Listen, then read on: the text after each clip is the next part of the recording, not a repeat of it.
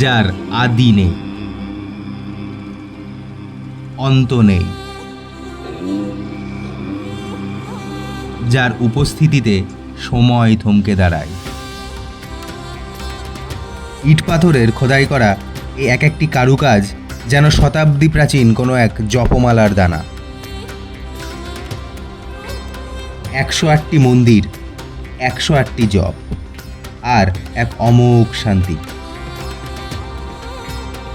মহাকালের এই আঙিনায় আজ আমি এসেছি এক নগণ্য পথিক হয়ে। ওম নমঃ শিবায়। পথ যখন গন্তব্যের চেয়েও সুন্দর হয়ে ওঠে, তখন সময়টাও যেন একটু থমকে দাঁড়ায়। আর কিছু গন্তব্যের টান এতটাই জোরালো যে পথের দূরত্বটা আর গায়ে লাগে না। সময় এগোচ্ছে, আর প্রতিটা মাইল ফলক যেন আমাকে নিয়ে যাচ্ছে এক অন্য যুগে। অবশেষে পৌঁছালাম ভাগীরথীর তীরে, কালনাঘাট। এই নদীঘাট শুধু পারাপারের মাধ্যম নয়, এটি শত শত বছরের ইতিহাসের এক নীরব সাক্ষী। এই জলপথেই একসময় ওলন্দাজ থেকে ফরাসি নানা দেশের ব্যবসায়ীরা কালনার সমৃদ্ধি দেখতে আসতেন। আধুনিকতার এই সময়ে দাঁড়িয়েও ভাগীরথীর হাওয়া আর এই প্রাচীন ঘাটগুলো এক অদ্ভুত প্রশান্তি দেয়। তো এই মুহূর্তে আমি দাঁড়িয়ে রয়েছি অম্বিকা কালনাতে, আর আমার পেছনে আপনারা দেখতে পাচ্ছেন এই হলো 108 শিব মন্দির।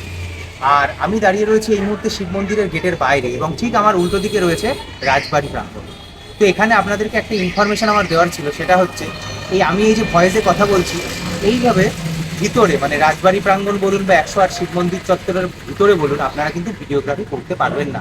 ভিডিওগ্রাফি করার জন্য কিন্তু আপনাদের কলকাতার আর্কিওলজিক্যাল ডিপার্টমেন্ট থেকে একটা স্পেশাল পারমিশন করিয়ে আনতে হবে। আর রাজবাড়ির চত্বরেই এইখানে ঢোকার সময় আপনারা দেখতে পারবেন অফিস রয়েছে, সেখানে 25 টাকা করে একটা কুপন কাটা হয় ভিডিওগ্রাফি করার জন্য। কিন্তু সেইখানে কিন্তু আপনারা ব্লগিং করতে পারবেন, অর্থাৎ ভিডিওগ্রাফি করতে পারবেন, কিন্তু কোনো রকম ভয়েস ছাড়া। তো অর্থাৎ আমি এবার ভিতরে যাব, ভিতরে গিয়ে আপনারা পরবর্তীকালে এই রাজবাড়ি প্রাঙ্গণ এবং শিব মন্দির চত্বরে যা ভিডিও বা যা ফুটেজ দেখবেন, সেগুলো কিন্তু আমি ভয়েস ওভারে কভার করব। তো এই ছোট্ট ইনফরমেশনটা আপনাদেরকে দিয়ে রাখলাম। ভবিষ্যতে আপনারা যদি কেউ আসেন, তাহলে এটা কিন্তু আপনারা মাথায় রাখবেন। কালনার এই 108 শিব মন্দির, যার অন্য নাম নব কৈলাস। 1809 সালে বর্ধমানের মহারাজা তেজচন্দ্র বাহাদুর এই অনন্য স্থাপত্যটি নির্মাণ করিয়েছিলেন। এখানে দুটি বৃত্তে পর্যায়ক্রমে মন্দিরগুলো সাজানো। বাইরের বৃত্তে আছে 74টি মন্দির, যেখানে সাদা আর কালো শিবলিঙ্গ পর্যায়ক্রমে দেখা যায়। আর ভেতরের বৃত্তে আছে 34টি মন্দির, যেখানে সবকটি শিবলিঙ্গই ধবধবে সাদা। এই মন্দির প্রাঙ্গণের ঠিক মাঝখানে রয়েছে একটি প্রাচীন কুয়ো। লোককথা অনুযায়ী এই কুয়োর সাথে মহাদেবের এক গভীর সম্পর্ক আছে। বলা হয় 108টি শিবলিঙ্গের নিত্য পূজার জন্য এই পবিত্র কুয়োর জলই ব্যবহার করা হতো। মহাদেব যেমন গঙ্গাকে তার জটায় ধারণ করিয়েছিলেন, ঠিক তেমনই এই মন্দিরগুলোর ঠিক কেন্দ্রে এই জলাধারটি যেন এক শান্ত আধ্যাত্মিক শক্তির উৎস হয়ে দাঁড়িয়ে আছে শতাব্দী ধরে। রাজবাড়ি চত্বরে প্রবেশ করতেই সবার প্রথমে চোখে পড়বে প্রতাপেশ্বর মন্দির। 1849 খ্রিস্টাব্দে মহারাজা প্রতাপচাঁদের স্মরণে তার স্ত্রী মহারানী প্যারী কুমারী এটি নির্মাণ করিয়েছিলেন। এটি রেখদেউল শৈলীর মন্দির।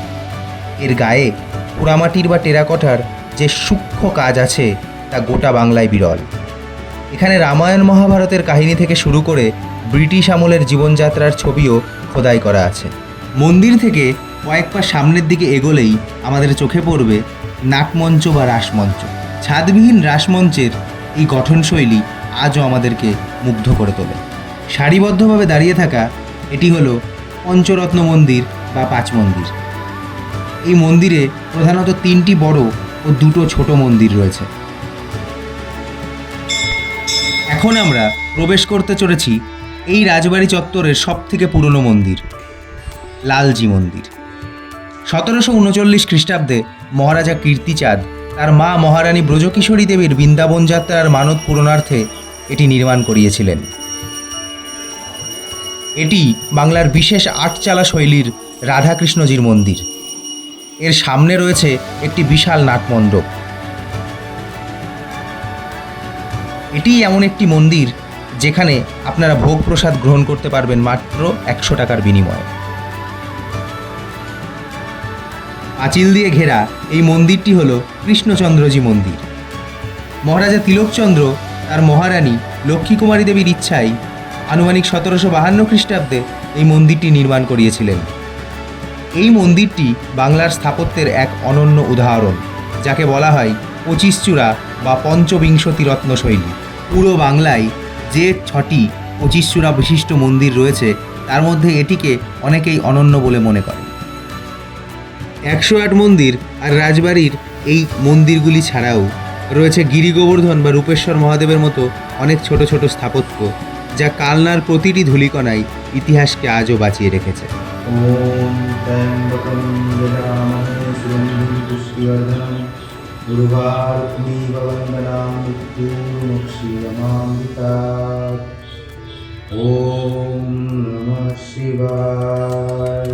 কালনার এই মন্দির নগরী আমাকে এক অদ্ভুত শান্তি আর শূন্যতা দুটোই উপহার দিয়েছে। কিন্তু আপনাদের কাছে আমার একটাই প্রশ্ন, ইতিহাসের এই নীরব হাতছানি কি আপনাদের আজও টানে, নাকি আধুনিকতার ভিড়ে আমরা এই শেকড়গুলোকে চিরতরে ভুলে যেতে বসেছি? উত্তরটা কিন্তু জানার অপেক্ষায় রইলাম।